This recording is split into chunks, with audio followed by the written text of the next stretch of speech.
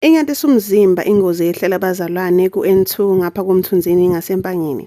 Kuthiwa abazalwane baseZayoni babesengozini kwashona abawu-9, abaningi babo omama. Kuthiwa bebeyosonta eMtubatuba. Omunye wabakhweli nosinde kwingozi eyenzekile-ke laphayana emthunzini uthi bebelandelwa yitruck eyi-breakdown. Uthe yena-ke behlezi phambili nodrayiva bezoseqhuma bayitshotha isondo. Wacela udrayiva ukuthi ethi ukupaka kancane ukuze bebone ukuthi kwenzakalani. Bathe mase behla ila abafike babona khona ukuthi kunabazalwane asebethule abanye balimele kakhulu. Ngathi bebesuka enkonzweni beza eMtuba kunendawo kuthiwa kuseDukuduku uma ubheka St Lucia. So ngenzela laba abahlezi becorrectana kuma comment section ukuthi ngiyakuveza ukuthi ngokubhala kwabantu, meaning akuyona information engiyiconfirmile le ukuthi bebesuka noma bebesaya, kodwa engikubonela ukuthi bebesuka enkonzweni begoduka, angazi-ke. So bafethu, ngithi angithathe le comment ethi ku-N2 kuney'ngozi inyanga nenyanga ilabantu abathwele. Of which is angeke ngiyiphike i-comment yombhali lo obhalelana, cause naye ubhala ukucabanga kwakhe and ubhala into akholwa ukuthi mhlambe iyimbangela iyingozi emgwaqeni kwesinye isikhathi. So ngiyakwazi ukushonelwa bafowethu, ngiyakwazi ukushonelwa ngengozi, ngiyakwazi ukulala nomuntu right engakaze ekhombise ukuthi unenkinga, umfonele ukhulume naye confirm ukuthi u-right, kungena ucingo ulibamba ucingo ngenkulu excitement, uphinde ulibambe ngenkulu injabulo, uyitshela ukuthi ufuna ukukutshela ukuthi usekuphi ngoba desenkonzweni nje sesingena edolobheni, kanti kufona abanye abantu ngefoni yakhe bafonela ukukutshela ukuthi usibani bani akasekho noma usibani bani uselimele. Ngiyayazi leyo nto, angikhuluma into engazi, khuluma into engiyaziyo. Ngiyabazi ubunzima bayo ukuthi bunjani. So cha bafowethu, emndenini yomama, ngoba ngizwe ngathi kuthiwa omama abashone kuleya ngozi abawu-8. Emndenini yomama bafowethu sithi dudu. Siyazi ukuthi amazwi singawasho sabantu mhlamba angeke abe lapha bonke abantu, futhi obuhlungu obuzwe wazihlobo nezingane zabo nabazukulu nemindeni yabo njengamanje akekho kithi esibuka from social media ongathi lobo buhlungu yabazi ukuthi bunjani, ngoba irole yomuntu nomuntu efamilini yakhe yaziwa kakhulu amalungu omndeni wakhe.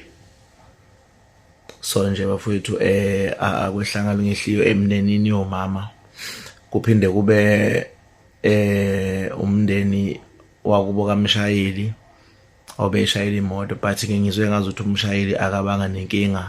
Bangilalela ukukhuluma kabhudi lo okhulumayo la, ngizwe ngathi bona ababanga nenkinga kangako. Okuningi engizokukhuluma ngikukhuluma ngoba ngikuthatha ey'nkulumeni akade zilokhu zibhalwa abantu. Ngilibone kuseni impela lolu daba, kodwa ngitholiswe ukuthi bengiqala ukulibona kuSithembiso Mngoma.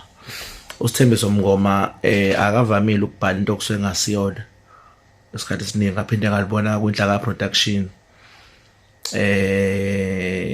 Ngaphinde ngilibonile nje cishe emapage nawo 4 ahlukene, skispat onke elibhale ngendlela eyodwa nale ebelibhalwe ngayo uSithembiso Mngoma la bengiqale mina ukulibona khona.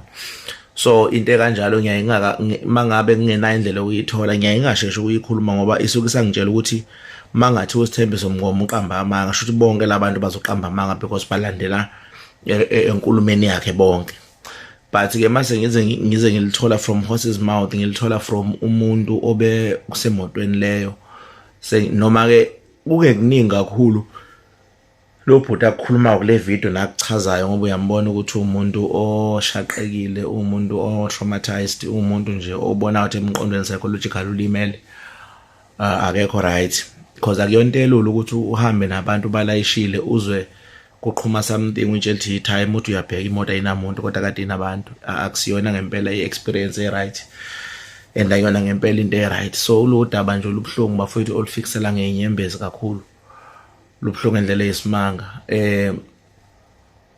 Lokhu kucela ke bafowethu asizile ukuzoxeka, angizile ukuzoxeka futhi angizile ukuzojustify noma yini, but ngizokhuluma nje ukuthi bafowethu siyacela mphakathi, siyacela bafowethu ukuthi ukuphepha kwenu anikubeke phambili nani kwezinye zezimo. Siya-understanda bafowethu ukuthi irandi libi, irandi eMzansi alimile kahle, kodwa ningakhohlwa ukuphepha kwenu, ningakhohlwa zimpilo zenu bafowethu, ningakhohlwa ukuyinakekela nina. Ngokuthola kwami nangokuzwa kwami ngizwe ngazuthi ithi inkulumo iHyundai leya ibilayisha abantu abawu-24. Ngithe bangizwa isibalo ebesilayishwe iHyundai uzothola omunye-ke ngani namakhomba yawalayisha, angiphiki-ke lokho, angizile ukuzo-debate leyo nto. Ngithe mangizwa ukuthi kuthiwa ibilayishe isibalo sabantu abawu-24, ngavele ngafikela usayizi webhasi ekhanda u-22 seat ukuthi iHyundai ibalayisha kanjani abantu abangaphengisho, abantu abangalayishwa yibhasi, ekubeni ibhasi lilikhulu kangaka usayizi walo u-22 seater compared to iHyundai noma iKia whatsoever moto bekuyiyona, but le moto zohlobo lama-truck amancane ama-H100 aka-Hyundai.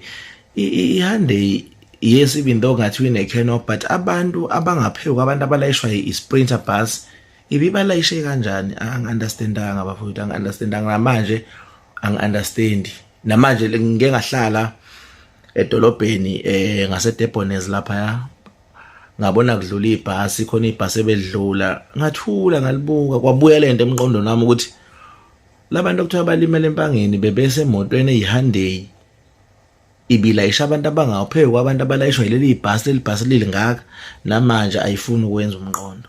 Sikhuluma ngabantu abadala la, sikhuluma ngabantu omama. Yabona-ke uma usebenza ngekhumbi, udriver nje wangempela okwazi ukunothisa, nodriver okwazi ukuyilalela imoto uma yishayela, uzokutshela ukuthi ukulayisha abantu besifazana abawu-15 ekhumbini akufani nokulayisha abantu besilisa abawu-15 ekhumbini. Abantu besimame bane-weight, bayasinda, ngisho ngathiwa akubona abazidudla, but imoto elayisha abantu besilisa abawu-15 nelayisha abantu besifazane abawu-15 isindwa ngokungefani. Ungathatha imoto ezintsha ngendlela efanayo, but uma sekukhona la ithatha khona indawo mhlawumbe ewumqanza, ila ufike uyizwe khona ukuthi no, bayasinda abantu besimame, yabo, bayasinda abantu. So ngizama ukucabanga ukuthi kanjani bafowethu kuyiHyundai. Angisho ukuthi siyambeka iphutha umshayeli weHyundai, ngoba vele ukusuka kwethu sizama ukumbeka iphutha, akusiza ukushintsha okwenzakele nokwehlile, kodwa bafowethu zicabangeleni ukuphepha kwenu nani, zicabangeleni ukuphepha kwenu. Asisho ukuthi amakhumbi aphephile, asisho ukuthi amakhumbi iwona right, kodwa yabona le nto nje bafowethu into vele ungazoyichaza uyithini. Anikwazi bafowethu ukuvumela umuntu, ngisho bethiwa ishibhe kangakanani imoto, kodwa anikwazi ukuvumela ukuthi umuntu engathi kuyiHyundai uzonifaka nibe u-24 kuyiHyundai.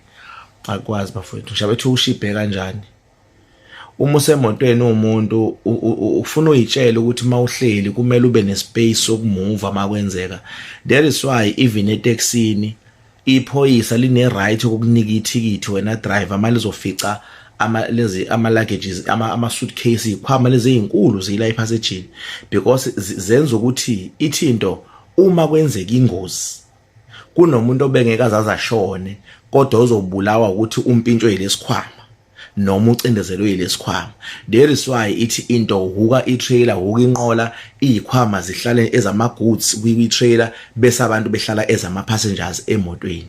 Ingakho nasekhumbini kungavumelekile. Uma usemotweni nje uyayidinga lokukhuleka ukuthi makwenzeka noma yini ngizokwazi ukunyakaza, ngizokwazi ukumuva. Yabo, uma ithi lo yaphuta kuvele kwaqhuma, mhlambe nje kuqhume kwaphuma iHyundai yavele, kwaphuma iCanop yavele yahamba nabantu. Uthothi iCanop, angisho ukuthi njalo, but nje ngomqondo uthothi iCanop nje ihambe nabantu, ngokuthi akukho la kade bebalance khona, futhi akukho la bebengabalance khona, bebehleli nje bebhekene like this, yavele yaphuma iCanop yahamba nabo. Kube bafowethu akukho kuhle.